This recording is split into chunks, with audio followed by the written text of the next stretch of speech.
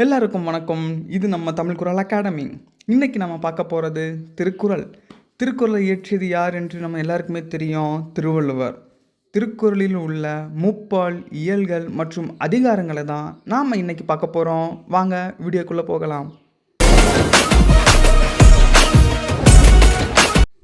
திருக்குறளில் மொத்தம் எத்தனை பால்கள் உண்டுன்னு நம்ம எல்லாருக்குமே தெரியும்.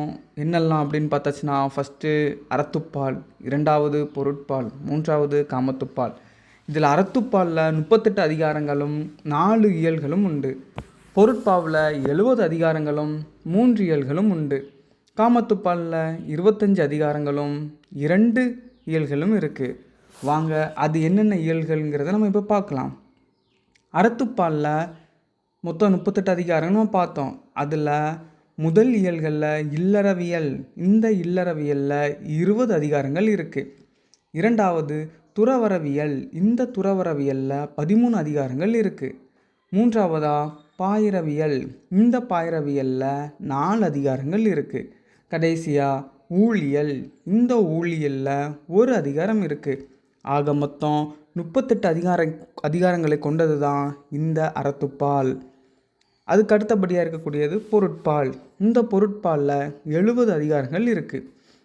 இந்த 70 அதிகாரங்கள் 3 இயல்களாக பிரிக்கப்பட்டுள்ளது. முதல் இயல் அரசியல், இந்த அரசியலில் 25 அதிகாரங்கள் இருக்குது. இரண்டாவது அங்கவியல் அல்லது அமைப்பியல், இதில் 32 அதிகாரங்கள் இருக்குது. கடைசியாக ஒழிப்பியல், இதில் 13 அதிகாரங்கள் இருக்குது.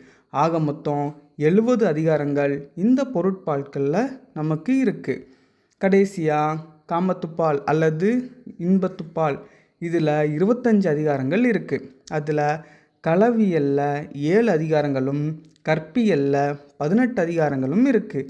ஆக மொத்தம் 25 அதிகாரங்களை கொண்டது தான் இந்த காமத்துப்பால். அப்போ மொத்தம் எத்தனை இயல்கள் இருக்குது, எத்தனை அதிகாரங்கள் இருக்குது நம்ம பார்த்தோம்? 133 அதிகாரங்கள். சரியா? மொத்தம் எத்தனை பாக்கள்? 3 பாக்கள். ஓகேவா? அப்போ மொத்தம் எத்தனை இயல்கள்? 9 இயல்கள். ஓகேவா? இதுதான் நம்மளுடைய பரிமேர் அழகர் எழுதின உரையில் கிடைக்கக்கூடிய தகவல்கள். அடுத்தபடியாக நம்ம இப்போ சிலபஸ் பாயிண்ட் ஆஃப் வியூவில் பார்க்க போனோம்னா, நம்ம இது 133 அதிகாரங்கள் நம்ம படிக்க வேண்டிய அவசியம் கிடையாது. நம்ம படிக்க போகிறது இந்த சிலபஸில் கொடுத்துருக்கக்கூடிய வெறும் 20 அதிகாரங்கள் தான் படிக்க போகிறோம். அதுலேயும் அறத்துப்பாலில் கொடுத்துருக்கக்கூடிய 10 அதிகாரங்களும் பொருட்பாலில் கொடுத்துருக்கக்கூடிய 10 அதிகாரங்களும் தான் நாம் குரூப் 4க்கு சிலபஸ் வைஸில் நம்ம இப்போ பார்க்க போகிறோம். ஓகேவா? ஓகே, அந்த அறத்துப்பாலில் அந்த 10 அதிகாரங்கள் என்னென்ன? வாங்க அதையும் நம்ம பார்த்துருவோம். அறத்துப்பாலில் இல்லறவியலில் 7 அதிகாரங்கள் இருக்குது. என்னென்ன? ஃபஸ்ட்டு ஒழுக்கமுடைமை, இரண்டாவது பொறையுடைமை, மூன்றாவது விருந்தோம்பல், நான்காவது ஈகை, ஐந்தாவது அன்புடைமை, ஆறாவது நடுவு நிலைமை மற்றும் கடைசியாக புறங்கூறாமைன்னு சொல்லி இந்த 7 அதிகாரங்கள் நமக்கு சிலபஸில் இருக்குது. அடுத்தபடியாக துறவறவியல். துறவறவியலில் 2 அதிகாரங்கள் இருக்குது. ஒன்று அருளுடைமை, மற்றொன்று கூடா ஒழுக்கம். ஆக மொத்தம் இந்த 2 அதிகாரங்கள் துறவறவியலில் வருது.